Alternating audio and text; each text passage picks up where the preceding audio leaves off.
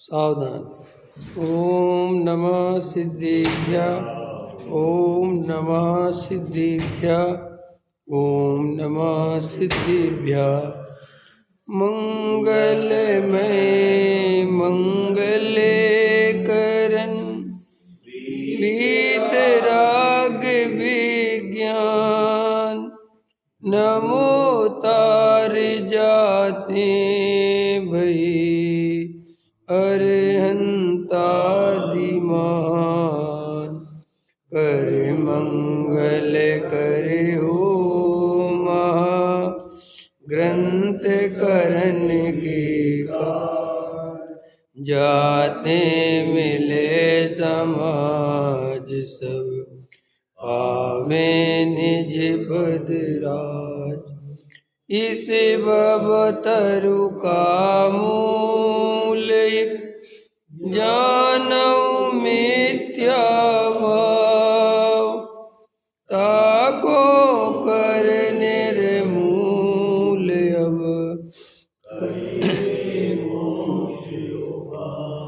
संतत मानस शांत हो जिनके गुणों के गान में बेवर्धमान मान जिन चले हमारे ध्यान। मोक्ष मार्ग प्रकाशक आठवां अधिकार अनियोग पद्धति। जैन धर्म में जिनवाणी को 4 प्रकार से डिवाइडेशन किया गया है, 4 भागों में 4 प्रकार से वर्णन है। उन्हें अनियोग कहते हैं। कथन करने की पद्धति का नाम अनियोग है। तो कथन को 4 प्रकार की शैलियों में बताया है। उसको प्रथमानियोग, चरणानियोग, करणानियोग और द्रव्यानियोग। प्रथमानियोग, चरणानियोग, करणानियोग और द्रव्यानियोग में अज्ञानी जीव किस प्रकार से दोष कल्पना करते हैं उसका निराकरण यहाँ किया है। अभी अपन द्रव्यानियोग में दोष कल्पना का निराकरण पढ़ रहे हैं। द्रव्यानियोग में अज्ञानी जीव ऐसा कहता है कि अध्यात्म शास्त्रों को नहीं पढ़ना चाहिए, क्योंकि अध्यात्म शास्त्रों को पढ़ने से जीव स्वच्छंदी हो जाते हैं। उसका बहुत सुंदर समाधान पंडित टोडामल जी साहब ने दिया है कि अध्यात्म शास्त्रों को अवश्य ही पढ़ना चाहिए, और यदि कोई कदाचित स्वच्छंदी हो भी जाए तो वो बहुत बड़ा नुकसान नहीं है, क्योंकि वो जीव पहले ही मिथ्या दृष्टि था और वो मिथ्या दृष्टि ही रहा। और नरक स्वर्ग जाता तो नरक चला गया, तो ये तो रहा तो संसार में ही। लेकिन यदि अपन अध्यात्म शास्त्रों का मोक्ष मार्ग का उपदेश नहीं देंगे तो मोक्ष मार्ग का ही निषेध हो जाएगा, क्योंकि वस्तु स्वरूप का जो वास्तविक निश्चय नय से जो निरूपण है, जो यथार्थ निरूपण है, वो तो केवल अध्यात्म शास्त्रों में ही पढ़ने सुनने मिलता है। इसीलिए अगर हम अध्यात्म शास्त्रों का ही निषेध कर देंगे तो मोक्ष मार्ग का ही निषेध हो जाएगा। इसलिए अज्ञानी की ये बात बिल्कुल उचित नहीं है कि अध्यात्म शास्त्रों को इसलिए नहीं पढ़ना चाहिए, इसको पढ़कर स्वच्छंदी हो जाते हैं। ये बात बिल्कुल भी न्यायगत नहीं है, इसलिए इसका निषेध किया। फिर शिष्य ने दूसरा प्रश्न किया कि साहब द्रव्यानियोग की बातें बहुत कठिन हैं, हमें समझ में नहीं आती, ख्याल में आया कि नहीं आया? तो उसके लिए फिर टोडामल जी ने कहा, अरे लोक में तो इतनी चतुराई की बातें करता है, व्यापार आदि करता है, बड़े बड़े काम करता है, और तू तत्व के अभ्यास में आलसी प्रमादी होकर ये बातें बनाता है कि मेरी बुद्धि नहीं है, मेरे छह उपशम नहीं है, मुझे समझ में नहीं आता। सच्ची बात तो ये है कि तुझे आत्मा की सच्ची रुचि नहीं है। और रुचि क्यों नहीं है? क्योंकि वैसे व्यापार, मकान, दुकान, इन पे भरोसा है, इसकी इनमें सुख की कल्पना है। और आत्मा में कोई सुख मिलेगा? या मैं आत्मा ही हूँ, मैं ये शरीर आदि नहीं हूँ, और मैं सदाकाल रहने वाला तत्व हूँ, मैं अनादि अनंत हूँ, मेरा कभी नाश नहीं होगा। ये पर्याय निश्चित ही बदलने वाली है, सदाकाल रहने वाली है ही नहीं, ऐसा तुझे भरोसा नहीं आता। और ऐसा भरोसा नहीं आता, इसके कारण तुझे आत्मा की रुचि नहीं होती। और आत्मा की रुचि नहीं होती इसलिए अध्यात्म शास्त्रों को पढ़ने में मन नहीं लगता, क्योंकि जिसकी जैसी रुचि होगी वो वैसे ही तो सुनेगा, पढ़ेगा, लिखेगा। ख्याल में रंग राग की चीज़ें देखने का बहुत मज़ा आता है, भावुकता में बहुत मज़ा आता है, तत्व विचार करने में कोई मज़ा नहीं आता। क्यों है? जबकि सही मोक्ष मार्ग तो केवल और केवल तत्व विचार से मिलता है, भावुकता से तो नहीं मिलता ना। पंच कल्याणक हो रहा है, बहुत बढ़िया हो रहा है, सब अच्छा हो रहा है, खूब बढ़िया कार्यक्रम हो रहे, सब हो रहे हैं, वो सुन के थोड़ी देर अच्छा भी लगता है, अच्छा है भी, लेकिन वो भावुकता का धर्म है। वो जैसे दृश्य आते हैं तो थोड़ी देर बड़ा अच्छा लगता है, मन बड़ा शांत हो जाता है, लेकिन वो निमित्ताधीन मन है। वो अभी जैसे ही दृश्य बदलेगा तो वापस तू अपने संसार में चला जाएगा। तो अगर अंदर से बदलना हो तो अंदर के तत्व ज्ञान से बदलो, वो तो बाहर का तत्व ज्ञान। समझ में आया कि नहीं आया? ऐसा मन रूपी दर्पण है, समझ लो, है मन रूपी दर्पण में बाहर के दृश्य झलके, तो थोड़ी देर के लिए मन वैसा हो गया, तो तुमने मन की तरफ देखा तो तुमने सोचा आहा बहुत बढ़िया बहुत बढ़िया, जबकि वो मन वास्तव में पलटा नहीं है, वे तो बाहर के दृश्य वैसे झलके ना, तो वो थोड़ी देर के लिए तुम्हें धर्म में लगने लगा। और जैसे ही वो बाहर के दृश्य हटे और फिर जो असलियत है वो आ गई, तो फिर तुम कसायवान हो गए। तो साहब हम क्या करें? उस मन में अंदर का प्रतिभास होना चाहिए, अंदर का आत्मा दिखना चाहिए, तो वो हमेशा के लिए पलट जाएगा, फिर वो सम्यक दृष्टि हो जाएगा, फिर यह आत्मा सम्यक दर्शन में प्राप्त हो जाएगा। ख्याल में आया कि नहीं आया? लेकिन ये तुम पूछ रहे थे ना, क्या नाम तुम्हारा, क्या नाम तुम्हारा? अमित। अमित पूछते हैं कि हमें आत्मा की रुचि क्यों नहीं होती। तो भैया इसका सीधा सा प्रश्न है, इसका जवाब ये है कि परद्रव्य की रुचि कैसे हुई, ये बताओ। आत्मा की रुचि तो कैसे हुई, प्रश्न के पहले परद्रव्य की रुचि कैसे हुई? जैसे परद्रव्य की रुचि हुई वैसे ही आत्मा की रुचि हो जाएगी। कि परद्रव्य की रुचि कैसे हुई? कि परद्रव्य में सुख दिखा। पैसे की रुचि कैसे हो गई? पैसे में सुख दिखा। अभी जो पुराने नोट है 500 के जो बंद कर दिए गवर्नमेंट ने, 1000 नोट के बंद कर दिए, हम तुम्हें दे में 10,000 गड्डी लेोगे, जरा सा उनके बारे में सोचोगे, हम उनमें आग लगा दे तुम्हें तकलीफ होगी? तो क्यों इतनी जल्दी रुचि हट गई क्या? अभी तक तो नोटों के लिए मरे जाते थे कि भैया अब निर्णय हो गया कि जे पैसा बाजार से बाहर हो गया, ये चलता नहीं है, तो कागज का टुकड़ा हो गया। तो सीधी सी बात है, सुख की बुद्धि होवे तो बात बनी। जब वहाँ दिख गया कि अब सुख नहीं है तो बात खत्म हो गई। अब तुम नोट जला दो, फेंक दो, डले रहे। क्या एक दिन में जा रहा था कहीं गाड़ी से, तो कचड़े के ढेर पे 500 के नोटों की गड्डियां पड़ी, कचड़े के ढेर पे। हाँ, पुराने वाले। समझ में आया? लोग खड़े होके देख रहे देखो क्या है, कोई छूने को तैयार नहीं, क्या करें? समझ में आया ना?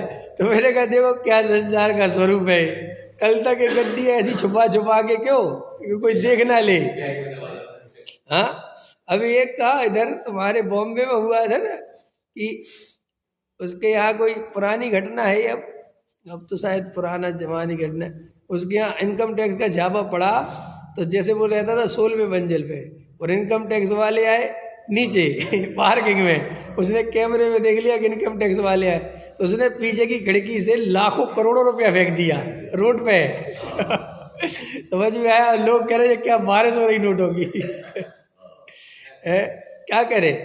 अब देखो यहाँ ये दुख रूप लगा पैसा कि इनकम टैक्स वाले आ रहे हैं, ये मार डालेंगे, फेंको इसको, जो अभी जिसके लिए गले से लगा के रखा। तो जीव का तो मात्र एक ही प्रयोजन है, सुखी रहना। हमारा और कोई प्रयोजन नहीं है। तुम क्या सोचते हो, हम पत्नी से, हम बच्चों से, हम माँ बाप से, हम किसी से प्रेम नहीं करते? ये तो सब बेकार की बात है। प्रेम अरे हम अपने प्रेम से प्रेम करते, हम अपने सुख से प्रेम करते। अगर हमारे सुख में तुम निमित्त हो तो तुमसे प्रेम करेंगे, और अगर हमारे सुख में तुम अब निमित्त नहीं हो तो तुम हमारे लिए ना प्रेम करने लायक हो, उल्टा भार और लगोगे। कितने सरल है कि नहीं साहब। ऐसे देखो उदाहरण दे देता हूँ ताकि तुम्हें समझ में आ जाए। जिन माँ बाप के बिना बच्चा 1 मिनट नहीं रहता, ठीक है कि नहीं, माँ बाप से चिपका रहता है, चिपका रहता है, वो ही बच्चा जवानी में शादी हो जाए उसके तो माँ बाप से बात भी करना नहीं चाहता। बोलो, और सही बात पूछो भी, माँ बाप मर जाए तो बहुत दुखी नहीं होता? तो क्यों? अजय बता, किसी का लड़का मर जाए और किसी का बाप मर जाए, किस में ज़्यादा दुख होगा बताओ?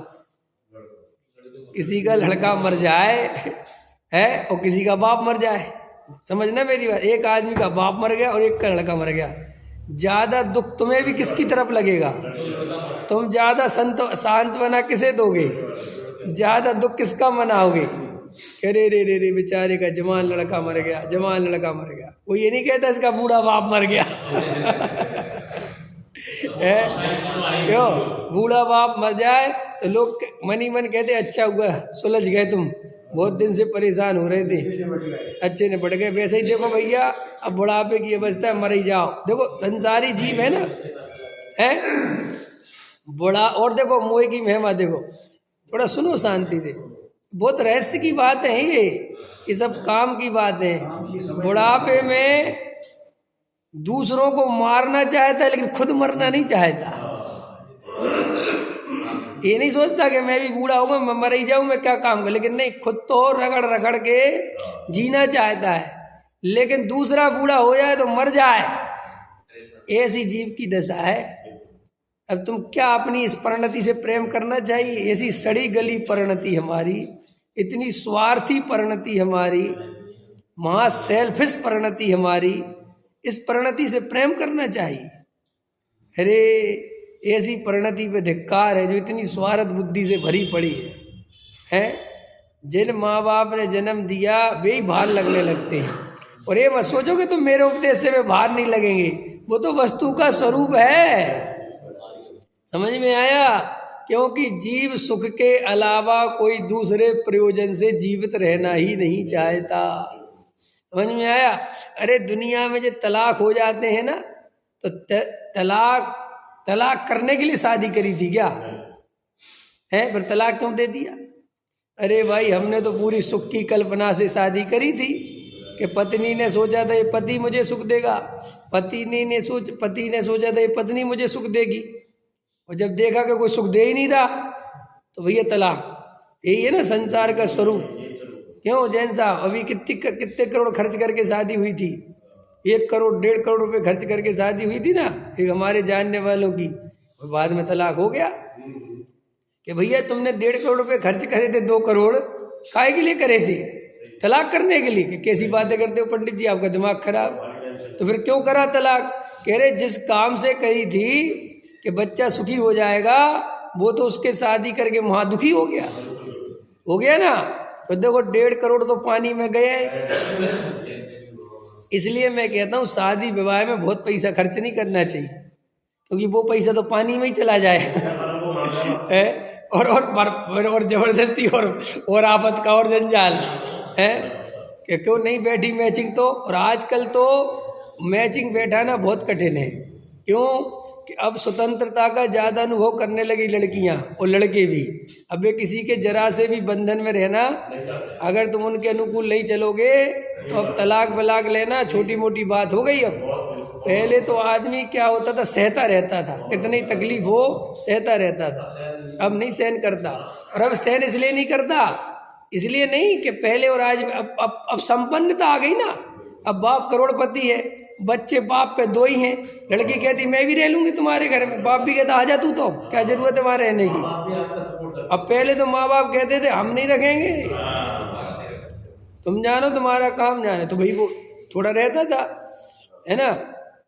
और देखो भैया, वास्तविकता यही है कि तुम अगर किसी को रास्ता दिखाओगे कि हमारे पूर्वज कोई मूर्ख नहीं थे, उसको रास्ता दिखाओगे कि तुम लौट के आ जाना, तो 100% चांस है छोटी छोटी बातों पे लौट के आ जाएगी। कि क्यों कि रास्ता खोल दिया तुमने। और भैया ससुराल है, घर गृहस्थी है, झगड़े तो हो ही जाते पति पत्नी के, किसके झगड़े नहीं हो जाते हैं, सास ससुर से झगड़े तो होते ही हैं, लेकिन समझदार पिता हो तो वो बेटी का घर संभाल देता है, और मूर्ख पिता हो तो वो उल्टा कह के कि तू तो आ जा, मरने दो, तो क्या होता है। देखो तुम तो बोल देते हो, और तुम्हारी उम्र हो रही है 60 साल, अभी तुम तो मर जाओगे, और बेटी का तो जीवन पूरा पड़ा है, और फिर भाई भाई या भाभी फिर बात भी नहीं करेंगे। देखो लड़की ससुराल से ससुराल के रूप में आवे तो कितनी इज्जत करते हैं, और अगर भाग के आवे तो भाई साहब रोटी देने की स्थिति खराब है। बोलो संसार का स्वरूप है कि नहीं। तो इसलिए अपने को ये गहराई से चिंतन मनन करना कि संसार में सब सुख के लिए जीते हैं, और ये निर्णय नहीं है कि सुख पर में नहीं है, आत्मा में है। इस निर्णय के अभाव के कारण पर द्रव्य की रुचि है। आई समझ में रुचि। अब आत्मा की रुचि करना है तो ये पर द्रव्य में सुख नहीं है, ये निर्णय करना पड़ेगा। ये तुम्हारा प्रश्न था इसलिए जवाब दे रहे। तो अब वो आगे कहता है शिष्य कि हम तो अध्यात्म शास्त्रों को नहीं पढ़ेंगे क्योंकि साहब हमें समझ में नहीं आता। तो उन्होंने कहा चतुराई की बातें बताता है। फिर अगला फिर उसने उठाया शिष्य ने कि साहब काल निकृष्ट है, मोक्ष नहीं होता, पंचम काल है, क्या आत्मा की बात सुनना। हम आत्मा की बात सुनेंगे ही नहीं क्योंकि अभी मोक्ष होता ही नहीं। तो टोडामल जी ने इसका बहुत अच्छा जवाब दिया कि मोक्ष नहीं होने की अपेक्षा तो निकृष्ट है, लेकिन आत्मा अनुभव की और सम्यक होने की अपेक्षा तो कोई दिक्कत ही नहीं है, बढ़िया है। और सबसे पहले सम्यक दर्शन से ही मोक्ष मार्ग का प्रारंभ होता है, और सम्यक दर्शन प्राप्त तुमने किया नहीं अभी तक। जो सम्यक दर्शन प्राप्त करने वाला काम तो अभी रह गया, और वो आत्मा की बात सुने बिना, स्वपर का वेद विज्ञान करे बिना आत्मा का अनुभव होता नहीं। इसलिए भाई अध्यात्म शास्त्रों को तो पढ़ना ही चाहिए। ठीक है, यहाँ तक चर्चा हो गई थी। इसलिए आत्मानुभव आदि के अर्थ द्रव्यानुयोग का अवश्य अभ्यास करना चाहिए। वही 6 पाहुड़ मोक्ष पाहुड़ में क्या कहा है, 8 पाहुड़ ग्रंथ है ना कुंद कुंद देव का, उसका उसकी गाथा ले रहे हैं। अज्य वित्रयण शुद्धा अप्पा जा ओढ़ जंति सुर लोये लोयम तिय देवत्तम तत्चुवाड़ बुद्धिम जंती। आज भी त्रिरत्न से शुद्ध जीव आत्मा को ध्याकर स्वर्ग लोक को प्राप्त होते हैं, वह लोकांतिक में देवपना प्राप्त करते हैं, वहाँ से च्युत होकर मोक्ष जाते हैं। बहुरी इसलिए इस काल में भी द्रव्यानुयोग का उपदेश मुख्य चाहिए। लो ये मूल गाथा 2000 वर्ष पहले कुंद कुंद भगवान कह रहे हैं कि भैया द्रव्यानुयोग का उपदेश मुख्य रूप से होना चाहिए। मुख्य रूप से माने पहले नंबर पर सुबह शाम ये चर्चा होनी चाहिए। प्रथमानुयोग, चरणानुयोग, करणानुयोग की तो आटे में नमक जैसी चर्चा होनी चाहिए। आटा तो द्रव्यानुयोग का ही होना चाहिए। समझ में आया, पेट उसी से भरेगा, नमक तो थोड़ा स्वाद के लिए। ये प्रथमानुयोग, करणानुयोग, चरणानुयोग ये स्वाद जैसे हैं, इनसे पेट नहीं भरता। पेट तो केवल और केवल द्रव्यानुयोग से भरता है, क्योंकि सम्यक दर्शन का जो असली निमित्त स्वपर भेद ज्ञान की चर्चा है वो द्रव्यानुयोग के ग्रंथों में है, अध्यात्म शास्त्रों में है। इसलिए उनका अभ्यास करना चाहिए। मैं इस पे जोर इसलिए दे रहा हूँ, मैं इसको जोर दे के एक बात कहना चाहता हूँ। वर्तमान में मुमुक्षु समाज में जो अपने उत्तर भारत तरफ है, गुजरात में तो आज भी बहुत अच्छे से उसको पढ़ते हैं वो अध्यात्म शास्त्रों को, लेकिन अपने तरफ अभी धीरे धीरे लोगों में वो वापस पुरानी परिपाटी पढ़ रही है। वे पुरानी परिपाटी की तरफ जा रहे हैं। क्या कर रहे हैं, समय सार आदि का स्वाध्याय छोड़ रहे हैं और वापस प्रथमानुयोग, करणानुयोग और चरणानुयोग के ग्रंथों को ज़्यादा पढ़ने लगे हैं। मेरे देखते देखते इतने मुमुक्षु और इतने विद्वान हैं जो अब अध्यात्म ग्रंथों पर प्रवचन करना छोड़ रहे हैं और रत्नकर्ण श्राव का चार है, और ये सरगर धर्मामृत है, और अनगार धर्मामृत है, और प्रथमान योग का कोई ग्रंथ है, समझ में आया, भाव दीपिका है, इन पे प्रवचन चालू कर दिए। और बिल्कुल अब देखो, मान के चलो तुम सुबह शाम प्रवचन करते हो उदाहरण के लिए, या अथवा एक ही टाइम प्रवचन करते हो। अब तुमने एक टाइम प्रवचन में भी बिल्कुल अध्यात्म की बात तो गायब हो गई। कोई ऐसा ग्रंथ लगा लिया प्रथमान योग का, कैसा पद्म पुराण पढ़ेंगे। तो भैया अध्यात्म शास्त्र की एक बार सभा में रोज स्वाध्याय होनी ही चाहिए, सुबह नहीं तो शाम, शाम नहीं तो सुबह। एक दफे तो आत्मा की चर्चा मुख्य रूप से आनी ही चाहिए, वेद ज्ञान की चर्चा मुख्य रूप से आनी ही चाहिए। अब आजकल मैं देख रहा हूँ श्रोता भी मंदिर में स्वाध्याय करते हैं तो वे प्रथमान योग चरणान योग के ग्रंथ पढ़ते रहते हैं और स्वाध्याय में बैठते नहीं हैं और चले जाते हैं। ख्याल में वो बिल्कुल नहीं पढ़ते, स्वाध्याय आदि से कोई लेना देना नहीं है। जबकि मूल तत्व ज्ञान तो अध्यात्म के शास्त्रों में है, वो कहानी किस्सों से तुम कुछ नहीं निकाल पाओगे। मुझे कई श्रोता अपने को बहुत होशियार समझते हैं। देखो कहानी किस्से में पढ़ने में मन लगता है, क्यों मन लगता है पता है सुनील जी? क्योंकि उसमें बुद्धि धेले भर की नहीं लगानी पड़ती, वो पढ़ते जाओ, वो कहानी में मजा आता है। समझ में आया? एक राजा था, फिर था, फिर ऐसे गया, फिर वहीं युद्ध हुआ, फिर ये हुआ, फिर ये हुआ, फिर ये हुआ, फिर सुनते जाओ, पढ़ते जाओ, वो मजा आता है, इंटरेस्ट बढ़ता जाता है। और क्या, वो तो फिल्म देखने जैसा है, चल रही है फिल्म, तुम देखो शांति से। अब यहाँ जो द्रव्य योग पड़ता है तो यहाँ इसको सोचना पड़ता है, तो ये हाँ यहाँ पे उपयोग लगाना पड़ता है, तो यहाँ लगाना चाहता नहीं। इसलिए लोग राम कथा 2 घंटे सुन सकते हैं, 3 घंटे 4 घंटे राम सीता का संवाद चलता रहता है, लेकिन आध्यात्म शास्त्रों को सुनना नहीं चाहता। इसलिए हमारी सबकी जिम्मेदारी है, जो हम मुमुक्षु हैं, हमारा अध्यात्म शास्त्रों के प्रति प्रेम कम नहीं होना चाहिए। हमारा अध्यात्म शास्त्रों के प्रति ये उत्तरदायित्व है कि हमें उसे पढ़ना ही चाहिए। समझ, और कुछ व्यवहारिक जो घुस जाते हैं मुमुक्षुओं में, उनसे दूर रहना चाहिए, न वे तुम्हें भी व्यवहारी बना देंगे। समझ में आया? क्योंकि वे खुद अध्यात्म शास्त्रों को पढ़ते पढ़ाते नहीं हैं, और वे जो है जबरदस्ती तुम्हें ये पढ़ो ये पढ़ो ये पढ़ो करते रहते, और तुम उनकी बातों में आ जाते हो।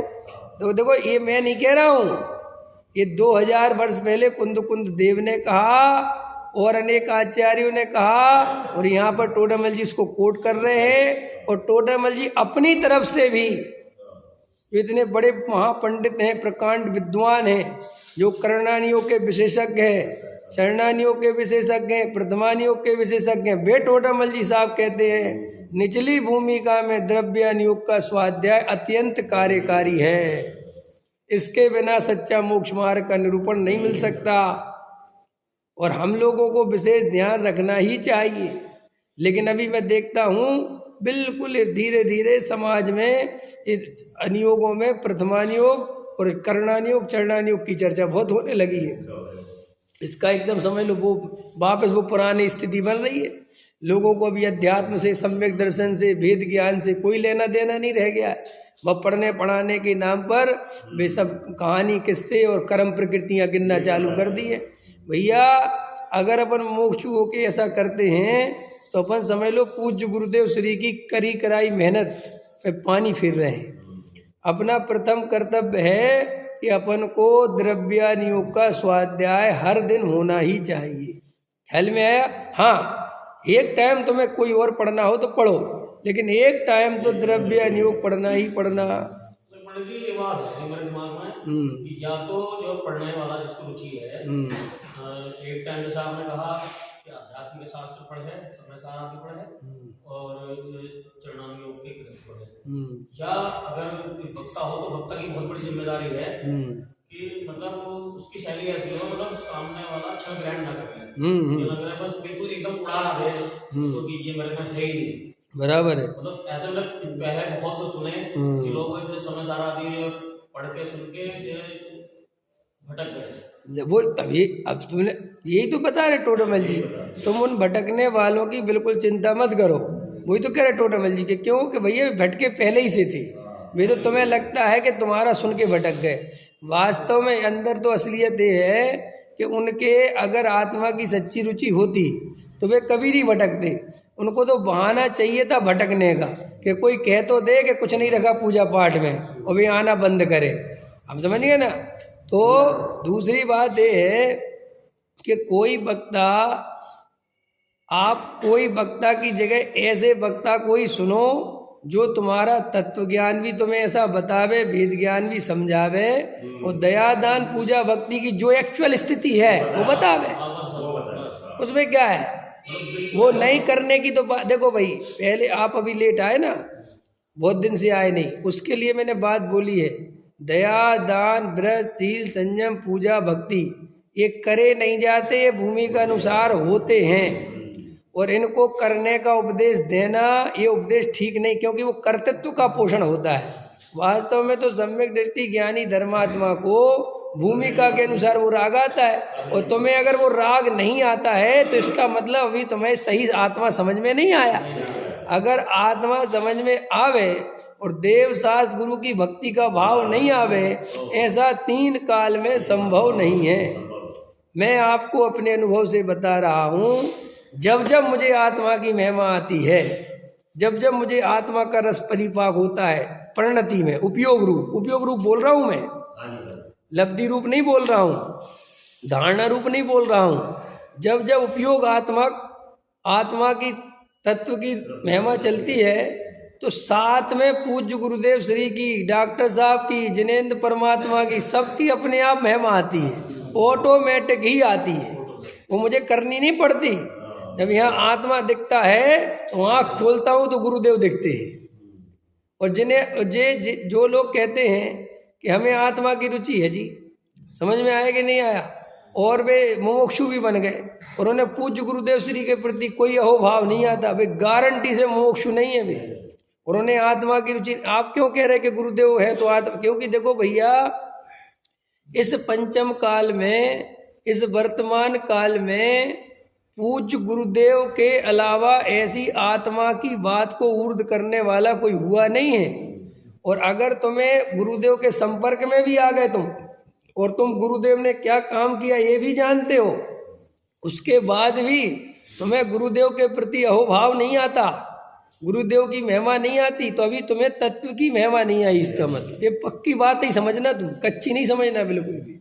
कई अपने मोक्षु बन गए हैं और उन्हें गुरुदेव से कोई लेना देना नहीं, उल्टा वे तो गुरुदेव से चिढ़ते हैं। तो उनसे पूछो तुम गुरुदेव से किस बात से चिढ़ते हो, क्या बात है, तो उनके अंदर कहीं ना कहीं वो व्यवहार का पक्ष रहता है, और उनके दिमाग में रहता है कि गुरुदेव ने व्यवहार को बिल्कुल उड़ा दिया, इसलिए सही नहीं है।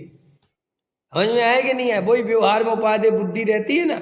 और वास्तव में बता रहा हूं, मैं जिनवाणी के सामने कह रहा हूं, ये मान्यता जिन जीवों की है पूज्य गुरुदेव के प्रति, वे कभी सम्यक दर्शन की प्राप्ति नहीं कर सकते इस मान्यता के रहते, क्योंकि इसका मतलब ये है कि तुम्हारी व्यवहार में से अभी उपाधि बुद्धि निकली नहीं, और तुम ऐसा मानते हो कि व्यवहार करने से होता है और छोड़ने से छूट जाता है। ऐसा नहीं होता, जिसके निश्चय होगा उसके व्यवहार होगा ही होगा।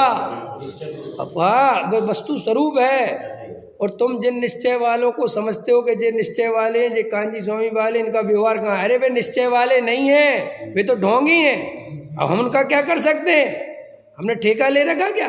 कोई नग्न दिगंबर साधु हो, ध्यान से सुनो, और वो आत्मा की चर्चा नहीं करे, वेद ज्ञान की बात नहीं करे, वस्तु स्वरूप नहीं बतावे, गृहीत मिथ्यात्व का पोषण करावे, तो कोई ऐसा कहे कि नग्न दिगंबर साधु ऐसे होते, ऐसा नहीं है स्वरूप। अब कोई है तो हम क्या करें, उसका तो इलाज नहीं है कोई भैया, तो संसार का ही स्वरूप है। अब इतने मुनि भ्रष्ट हैं, वर्तमान में गृहीत मिथ्या दृष्टि हो रहे हैं, तो हम क्या करें? इसमें नग्न दिगंबर साधु की गलती है, माने हमारे स्वरूप की गलती है कि तुमने समझा नहीं, और समझे बिना साधु बन गए, इसलिए गलती है। ऐसे ही कोई अमुमुक्षु बन जाए और कांजी स्वामी का बिल्ला लगा ले, समझ में आया कि नहीं आया? कांजी स्वामी के घर में 10-5 फोटो टांग ले, और ना देवशास्त्र गुरु का ठिकाना, ना स्वाध्याय का ठिकाना, और कोई कहे कि देखो ये कांजी स्वामी वालों का क्या हाल हो रहा है। अरे भैया, ये गजब हो गया, ये काय का कांजी स्वामी वाला है? जो तत्व चिंतन नहीं करते, स्वाध्याय नहीं करते, देव शास्त्र गुरु के प्रति समर्पण भाव नहीं रखते, जिनका जीवन अमर्यादित है, जो अन्याय नीति करते हैं, अभक्ष खाते हैं, नाना प्रकार की जिनकी जीवन शैली सही नहीं है, भले ही वे कांजी स्वामी का बिल्ला लगाने से वे कांजी स्वामी वाले नहीं हो जाते। और तुम उनको देख के ये कहो कि कांजी स्वामी ने करा तो मैं क्या करूं भाई? तुम्हें अगर, और सीधी बात, कांजी स्वामी का परिचय उनके भक्तों से क्यों करते हो? भक्तों की कोई गारंटी ले सकता है? बोलो, ले सकता है? जिनेंद्र देव का अभिषेक करने वाले शाम को शराब पी लेते हैं, तो क्या जिनेंद्र देव ने कहा? तो तुम फिर क्या करें? अरे सीधा जिनेंद्र देव को ही देख लो ना। नहीं समझ में आया? तुम उनके भक्तों से उनके गुरु की परीक्षा क्यों करते हो? जब साक्षात गुरु ही विराजमान है तो भाई साहब सीधा गुरु के पास चले जाओ ना। कि साहब मतलब समझ में नहीं आया। अरे समझ में नहीं आया का मतलब ये है कि सीधा पूज्य गुरुदेव का जीवन परिचय पढ़ो कि गुरुदेव की जीवनचर्या कैसी थी, गुरुदेव क्या करते थे, उससे पता चलेगा तुम्हें कि कांजी स्वामी क्या चीज थी। अब भैया और सुनो, खोटे सिक्के तो हर जगह ही मिल जाते हैं ना, है? हर खानदान में एक बिगड़ेल बच्चा तो पैदा होता ही है ना। हम क्या कर सकते हैं इसके? तो कोई वो नहीं है। कोई मोक्षु का मतलब ये तो नहीं कि हमने इंजेक्शन लगा दिया समय सार का। अरे कोई देखा देखी भी मोक्षु बन गया, कोई पैसा दे के मोक्षु बन गया। नहीं, जब एक बार बताओ, यहाँ कोई फाटक पे एंट्री करते समय कुछ लिखा है क्या? है? अब मान के चलो अभी कोई आवे यहाँ और स्वाध्याय चल रहा आके बैठ जाए, वो पक्का गरीब बच्चा डस्टी हो, समझना मेरी बात, और उसकी कोई फोटो ले जाए कि वो तो भीम गली मंदिर में स्वाध्याय में बैठता है। अब पहले दिन की बात, और वो अगले दिन शनि देवता पे जल चढ़ाता मिल जाए, तो कोई कहे कि देखो देखो ये भीम गले वाले शनि देवता पर जल चढ़ाते हैं। अरे भैया हमें इसमें क्या कर सकते? हो सकता है कि नहीं हो सकता? तो ऐसे ही कई जीव होते हैं, मंदिर में दान दिया, मोक्षु में आए और 10 लाख का दान दिलाया, ले दे दिया, और लोभी पंडित, समझ में आया? लालची पंडित और मानी सेठ दोनों मिलके खटिया गोल कर देते कि नहीं? वे क्या किया कि उनने 10 लाख रुपए दिए, अब उनने ये पूछा ही नहीं कि तुम मोक्षु हो कि नहीं, तुम्हें देवसात गुरु का स्वरूप पता है कि नहीं। बोले इनने 10 लाख रुपए दान दिए और वे मोक्षु बन गए। अब भैया वे मोक्षु बन गए और वे कल तुम्हें होटलों में खाते मिल गए, तो तुम कहते हो कुछ ये मोक्षु। अरे तो भाई हम क्या कर सकते हैं? ये तो संसार का स्वरूप है। और नहीं, ये संसार का स्वरूप ऐसा ही है। इसको किस किस की परीक्षा करते फिरोगे? किस किस के पीछे पड़ोगे? भाई अपना लोटा छानो, अपना मोक्ष। सुनो, असली मोक्ष मार्ग यहाँ है। अब यहाँ पे कोई गलत छल ग्रहण कर ले तो हम क्या करें? अब जैसे जो मोक्ष मार्ग प्रकाशक है, अब कोई इसमें से छल ग्रहण कर ले तो हम क्या कर सकते हैं? टोडामल जी क्या करें? टोडामल जी ने उत्तर दे दिया, गधा मिश्री खाने से मर जाए तो हम क्या करें? सज्जन पुरुष मिश्री खाना तो नहीं छोड़ेंगे, हैं?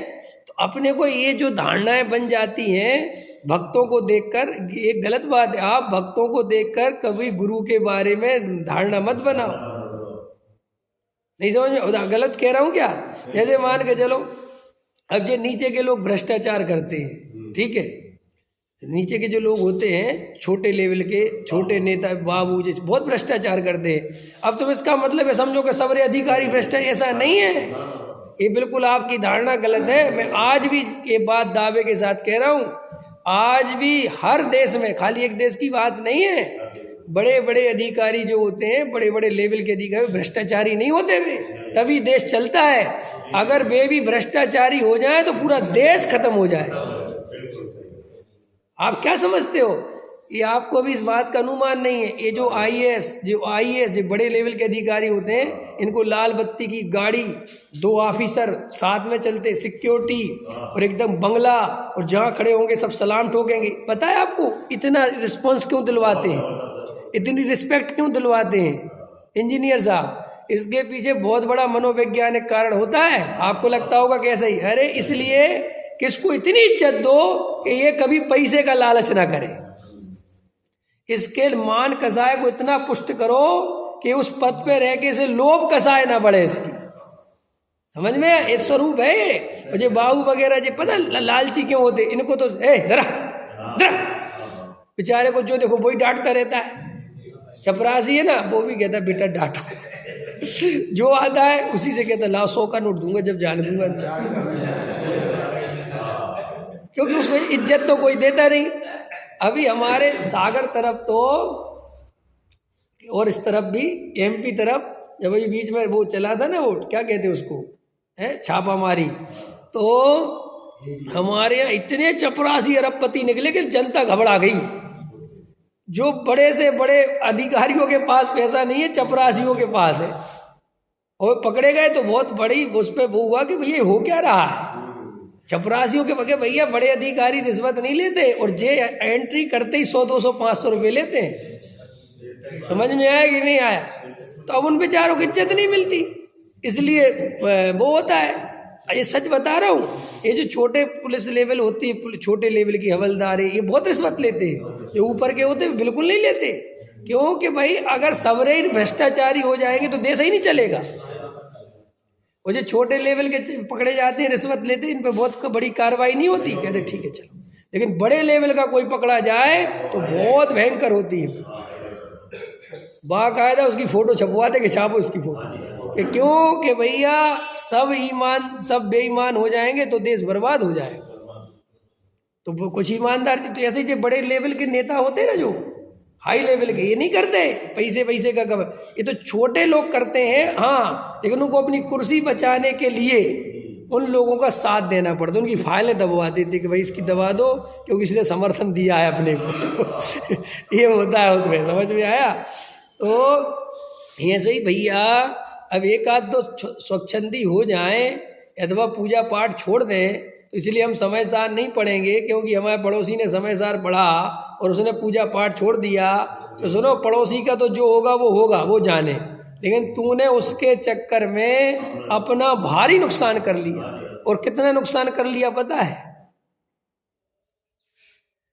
नुकसान का अंदाजा पता है कितना नुकसान कर लिया?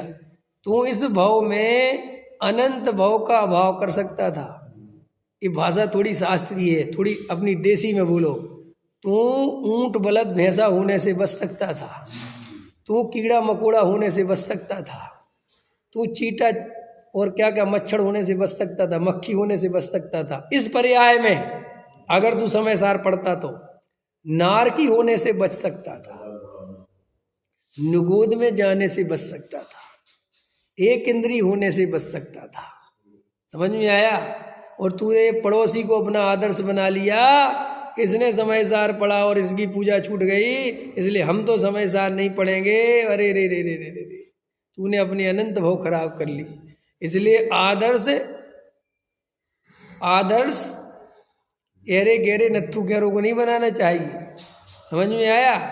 ये अपने पड़ोसी को आदर्श बना लिया है। हमारा जैन दर्शन है, सिद्ध भगवान के नीचे आदर्श नहीं बनाता। आपको पता है क्यों? मुनिराज को आदर्श बनाने में क्या दिक्कत है बताओ? मैं इसका जवाब लाखों बार दे चुका। मुनिराज को आदर्श बनाने में क्या दिक्कत है? मुनिराज तो बढ़िया है कि भाई साहब, मुनिराज को इसलिए आदर्श नहीं बनाया जा सकता कि उनके कसाय अभी भी विद्यमान हैं। और एक कसाय चौकड़ी का नहीं, 3 कसाय दबी हुई हैं, नाश नहीं हुआ है। समझ में आया? तो अब भैया कोई उदय में आ जाए और कोई माघनंदी बन जाए तो देर नहीं लगती माघनंदी बनने में। माघनंदी की कहानी तो पता है ना? है? अरे कुम्हारन की लड़की से शादी कर ली माघनंदी ने, इतनी पसंद आ गई लड़की मुनीर अवस्था में, और गए और वहां निकल रहे थे, पसंद आ गई बहुत ज्यादा। तो उस कुम्हार से कहते तेरी लड़की से शादी करूंगा। समझ में आया? और इतने बड़े व्याकरण आचार्य, न्याय आचार्य, उनने कहा क्या कह रहे हैं? बोले हाँ। बोले तू जो कहेगा वो कहेगा। तो बोले बनाओ, घड़े बनाओ और रखो जे पिछी कमंडल। समझ में? और पिछी कमंडल रखा, कपड़े पहने और घड़ी बनाने लगे, उसकी लड़की शादी कर ली। अब बोलो, तो कसाय आ गई। तो इसलिए हमारे यहाँ जिनके औदिक भाव, जिनकी कसाय है, उनको आदर्श नहीं बनाना, क्योंकि भैया वो भ्रष्ट होगा तो तुम उसे देख के क्या करोगे? फिर तुम्हारी धर्म से श्रद्धा उड़ जाएगी। और कई लोग होते हैं ना कि तुम दूसरों को, अपने संसारी जीव जो गृहस्थ जीव हैं, इनको अपना आदर्श बना के बैठ जाते हो। और कल के दिन वो भ्रष्ट हुए, उनने स्वाध्याय छोड़ा, अरे जब पंडित जी साहब ने छोड़ दिया तो हम भी छोड़ देते। पंडित साहब का क्या मतलब है? है, कल के दिन मैं भ्रष्ट हो जाऊं मान के चलो और मैं स्वाध्याय में नहीं आऊं, तुम लोग ये कहना कि वो पंडित जी जैसे आदमी भ्रष्ट हो गए तो हमारी क्या गिनती, हम तो नहीं आ रहे। ऐसे नहीं करना। अरे भाई पंडित जी की जाने, हमें तो अपना। और सुनो, लोक में सब चतुर है, लोक में सब चतुर है कि नहीं? अगर मैं बर्बाद हो जाऊं तो तुम बर्बाद नहीं होगे बिल्कुल भी, हो गए। उसमें तो इतने चतुर है कि पंडित जी जाने बेजाने हो गए, बर्बाद हो गए, हम क्या कर सकते हैं? है कि नहीं? होता है कि नहीं? अरे सुनो तो मेरी बात, लोग में सब चतुर है। तुम्हारे सगा भाई बर्बाद हो जाए तो छोटा भाई बर्बाद नहीं होता कि तू बर्बाद हो गया तो चल मैं भी बर्बाद होता हूँ। वहाँ तो कहता ना, उल्टा सावधानी हो रखता है कि भाई तू किन कारणों से बर्बाद हुआ वो बता, है। लेकिन धर्म के क्षेत्र में एक तो रुचि है ही नहीं, यहाँ तो बहाने खोजता है भागने के। वो कहता है जब पंडित जी महाराज भाग गए तो अपन तो और पहले भागो। ऐसे होते ना कभी कभी, जैसे मान के चलो हम लेट हो जाए, उदाहरण दे रहे हैं तुम्हें, तो कई लोग क्या होता बैठना तो चाहते नहीं और वे ऐसे झांक के देखते बाहर से, आ गए क्या पंडित जी? बोले अभी तो नहीं आए। अरे मुझे लग नहीं रहा यार आ जाएंगे, चलो बंद। तो माने वो 5 मिनट भी बैठने को तैयार नहीं है वो, माने वो तो सोचता ही रहता है कि कोई फोन आ जाओ कि पंडित जी आज नहीं आ रहे। ऐसे हंटर के जोर पर पढ़ोगे धर्म तो सब में दर्शन होगा तुम्हें? अरे कभी नहीं होगा। तुम्हें तो पंडित जी नहीं आए तो भी तुम्हें तो ऐसा लगना चाहिए कि अरे रे आज पंडित को पता नहीं कोई तकलीफ हो गई, आए नहीं, स्वाध्याय छूट रहा है, समझ में? हम बैठे शांति, हो सकता है 10 मिनट लेट आएंगे, अपन अपना स्वाध्याय करो, कोई बात नहीं। कि नहीं साहब वो नहीं आएंगे, कोई बात नहीं, हम 9:15 तक तो स्वाध्याय अपना पढ़ेंगे ही, चाहे भी आए चाहे नहीं आए, तब तो अपना कल्याण होगा। दुनिया में ऐसा कभी नहीं होता कि पड़ोसी की दुकान बंद तो अपन अपनी भी कर दो, उल्टा होता है कि इसकी बंद है तो और खोल लो, इसके ग्राहक भी अपने पास आ जाएंगे। हैं क्या कह रहा? हाँ, लोग में सब चतुर है, समझ में? हमारे पास दुकान भले ही नहीं, हम जानते सब हैं, समझ में आया रमेश जी? और यहाँ है क्या, ये दुकान अपनी खोलेंगे बाथरूम की। हाँ हाँ, चर्चा नहीं करना, अभी संवाद नहीं करना, पाप लगता है बहुत। स्वाध्याय में इधर उधर की बातें करने से महापाप का बंध होता है। क्यों? तुम्हारी बात करने से अन्य जीव के ज्ञानावरण रुका, उसके ज्ञान में तुम्हारी बाधा पड़ी तो उसका बंध तुम्हें पड़ेगा। ये तो बहुत सावधानी, स्वाध्याय में सोच समझ के बोला करो, जल्दबाजी मत किया करो। हम जब कुछ बात कहें और तुमसे पूछें तो ही बोलो, जल्दी मत बोलो। कुछ बोलना भी तो हल्का सा हाथ उठाओगे, हम बोलें क्या, एकदम जल्दी बोल दिया, वो पता चला कि हम कुछ कहना चाहते थे, वो धारा टूट गई।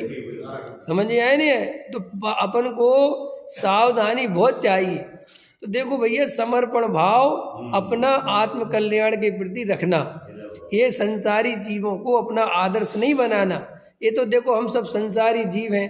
आज मैं तुम्हें इतनी धर्म की चर्चा सुना रहा, तत्व की चर्चा सुना रहा, कोई विशेष कर्म का उदय आ जाए, समझ में, मैं भ्रष्ट हो जाऊं, क्या करोगे? कहोगे अरे बड़ी आत्मा की बातें करते थे। अरे कुछ नहीं भैया, सब जीव हैं, एक से एक जीव भ्रष्ट हो जाते हैं और एक से एक पापी मोक्ष मार्ग में लग जाते हैं। ये संसार का स्वरूप है। सब जीवों में भगवान देखो, सब जीवों को भगवान देखो।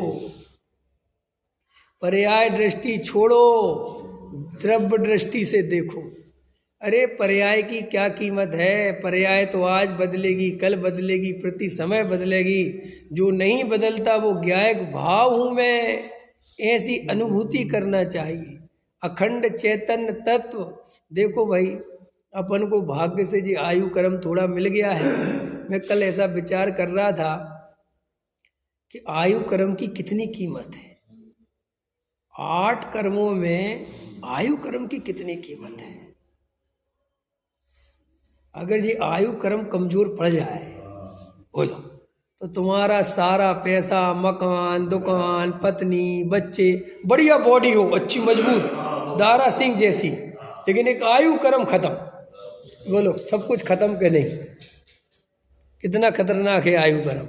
और आयु कर्म इतना सब कुछ है 1 मिनट में पूरी दुनिया बदल जाती है उस आयु क्रम से, और उस आयु क्रम का 1 मिनट का भरोसा नहीं है कि कब आ जाए।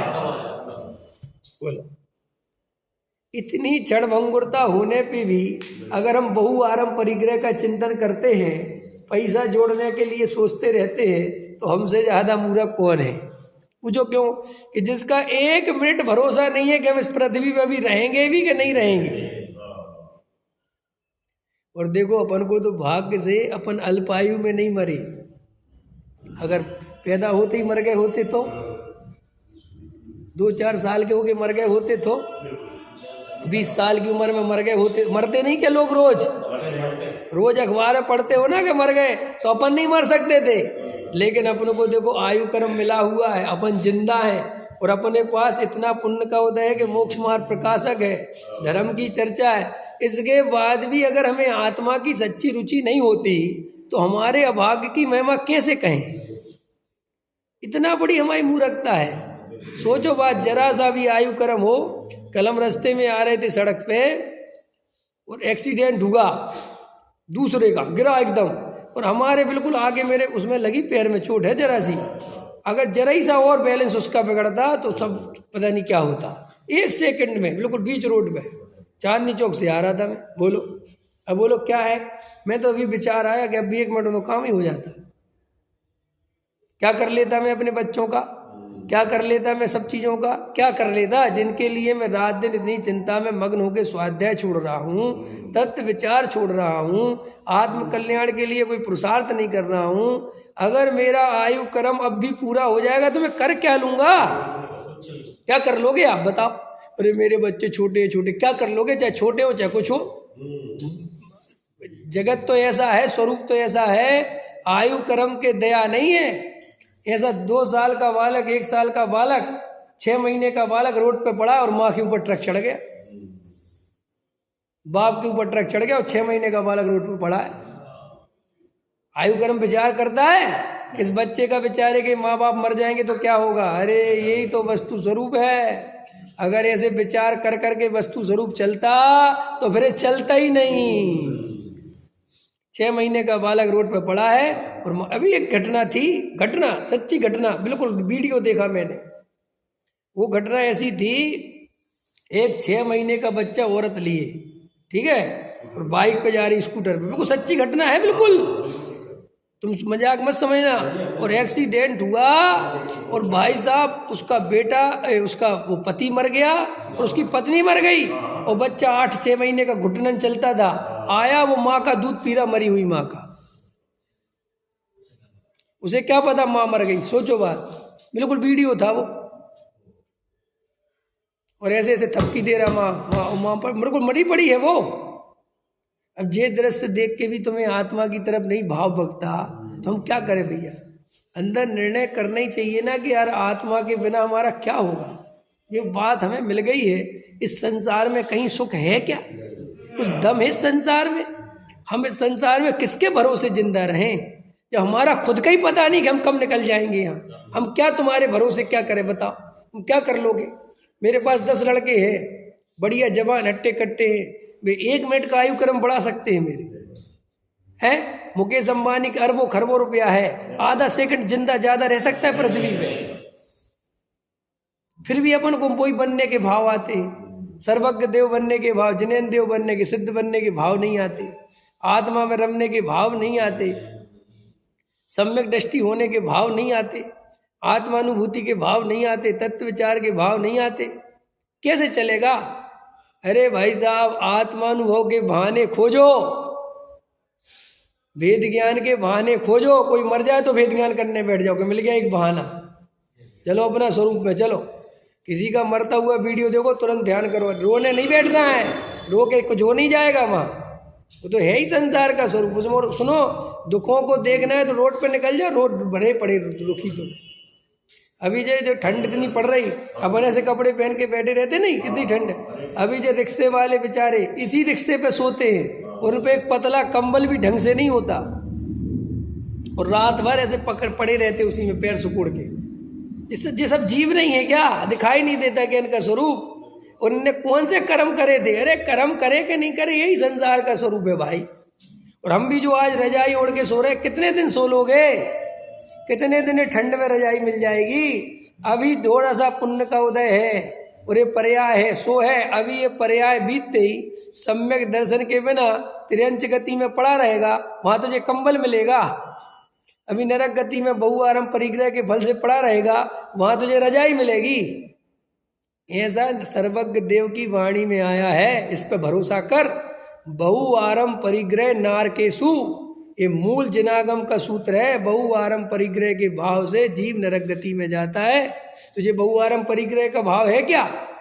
पैसे से सुख हो जाएगा, कोठियाँ बन जाए मेरी, बंगले बन जाए, और बड़ा मकान बन जाए मेरा, मेरे 10 मकान हो जाए, मेरे को 10 करोड़ की जगह वहाँ मिल जाए, मेरे 50 करोड़ का बंगला वहाँ तन जाए, और किसी के बड़े साहब इसका 50 करोड़ का बंगला है, इसके तो मजे आते होंगे। ये सब बहुआरम परिग्रह के भाव है सब। इस पे 1 लाख करोड़ की संपत्ति है, और कितने की? 1 लाख करोड़। इसके लिए तेरा मुंह खुल रहा है, इसके लिए तेरे को भाव आना चाहिए। रे तो नरक गया बेचारा। समझ में आया कि नहीं आया है? कैंसर को क्यों, ये कैंसर है जिनको क्या भाव आता है देख के? कैंसर है ऐसा बोलूं मैं किसी के बारे में, क्या भाव आता है? करुणा का भाव आता है कि यार लगता काश हमें कब होगा, ऐसा भाव आता है। करुणा का भाव आता है ना, और तुरंत क्या भाव आता है? हे भगवान मुझे ना हो जाए। कैंसर से भी खतरनाक है मिथ्यात्व का भाव। समझ में आया? और मिथ्यात्व माने परिग्रह। ये परिग्रह के 24 भेद में एक मिथ्यात्व है। अंदर निर्णय तो करो, विचार तो करो कि मैं कर क्या रहा हूं, मेरे जीवन में पागलपन चला ही जा रहा है। अरे भैया ये जीवन चला जाएगा, पता भी नहीं चलेगा कब पर्याय पूरी हो गई, पड़े रहोगे। वो समाधि मरण से नहीं मरे, आर्तरोध ध्यान करते मरे तो पंचम काल के अधिकतर जीव त्र्यंच गति और नरक गति में जाते हैं। पता है तुम्हें, लिखा है शास्त्रों में। क्योंकि पंचम काल का जीव बिल्कुल भी धर्म ध्यान नहीं समझता। अपन को तो भाग्य से कोई प्रकृति धक्का दे रही है, कोई पूरब में बहुत अच्छा उदय लेके आए अपन, कि बार बार प्रेरणा मिल रही है, तत्व समझो, आत्मा समझो, भेद ज्ञान करो, समयसार पढ़ो, स्वाध्याय करो, सामायिक करो, तत्व सुनो। ये तो कोई महान पुण्य की बात हो तब जे पूज्य गुरुदेव श्री ऐसा फरमाते थे, ये तत्व चर्चा काने पढ़ना दुर्लभ है जीव के। कान में सुनने मिल जाए यही महादुर्लभ है, आगे की तो बात बाद में सुनेंगे भाई। उसके बाद भी हम जो है संसार में रस ले में, ये संसार रस लेने लायक नहीं है, एकत्व करने लायक नहीं, भेद ज्ञान करने लायक। तो ऐसे अध्यात्म शास्त्रों में जो आत्मा की चर्चा आई है भैया, इसको किसी कीमत पर छोड़ना नहीं, चाहे तुम्हारा पड़ोसी भ्रष्ट से भ्रष्ट हो जाए। और पड़ोसी आदर्श बनाने लायक नहीं है। ये किसी के भक्त चेले चपाटों को आदर्श मत बनाया करो। आदर्श बनाने के लिए अशरीरी सिद्ध भगवान हैं, और जिनसे तत्व ज्ञान मिला वे अब इस पृथ्वी पर नहीं है, लेकिन उनकी दिनचर्या तो हमारे पास है। अरे टोडरमल जी साहब 47 वर्ष की उम्र में लगभग, जबकि वो कोई डिसाइड नहीं कि 47 थी, कोई तो कहता 36 थी, कोई कहता 40 थी, कोई कहता 27 थी, कोई कहता 35 थी, फिर भी एवरेज 45-46 साल की उम्र में चले गए। आप टोडरमल जी साहब के, अभी आपको सिर्फ इतना पता है टोडरमल जी का, इतना सा, आपको इसके बराबर कुछ नहीं पता। टोडरमल जी साहब ने छपना सार, समझ में आया, लब्धि सार, इनकी सबकी टीकाएं करी हैं भैया।